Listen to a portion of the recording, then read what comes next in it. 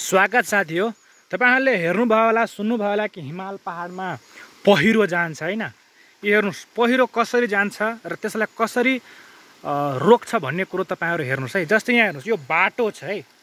अब यो बाटोमा यहाँ हेर्नुस् पानी चाहिँ यहाँको पानी यो बाटो क्रस गरेर यता गइरहेको छ। त्यसपछि के हुन्छ भने अब वर्षाको पानी त माथिको पानी त तलतिर आउने हैन त हैन।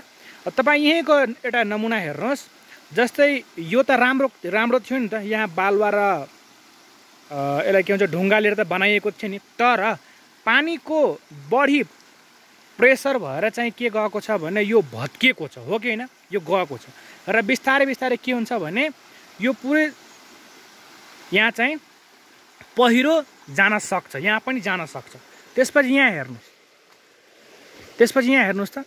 अब यो पहिरो रोक्नको लागि यहाँ हेर्नुस्, जस्तै यहाँ हेर्नुस्, यहाँ चाहिँ यो पानी राम्रोसँग बगोस् भनेर हैन, पानी बग्दा बालुवा र माटो चाहिँ नझडोस् भनेर यहाँ हेर्नुस् कति राम्रोसँग यो ढुङ्गालाई चाहिँ जालोमा हैन, जुन छ नि त्यो ढुङ्गालाई जालोमा राखेर त्यस पानी चाहिँ माथिबाट तल झरिरहेको छ।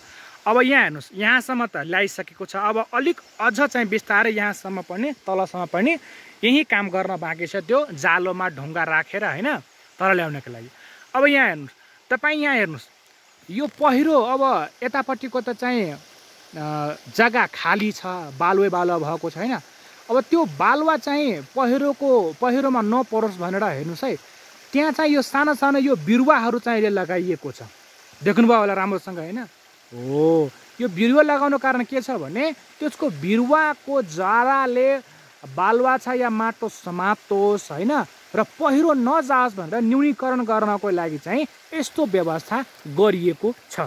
साथीहरु हो, तपाई जुन अहिले यहाँ हेर्दै हुनुहुन्छ नि, यो यसरी यो अहिले चाहिँ निर्माण भइरहेको छ, माथिबाट तल बिस्तारै बिस्तारै निर्माण भएर अब यो पनि चाहिँ तलसम्म चाहिँ निर्माण पुरै सम्पन्न हुने गर्छ। अब पछि अलिअलि चाहिँ बिस्तारै हुने हो नि त हैन साथी हो।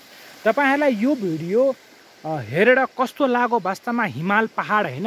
यो साथी हो दोलखा जिल्लाको भीमेश्वर नगरपालिकामा रहेको छ।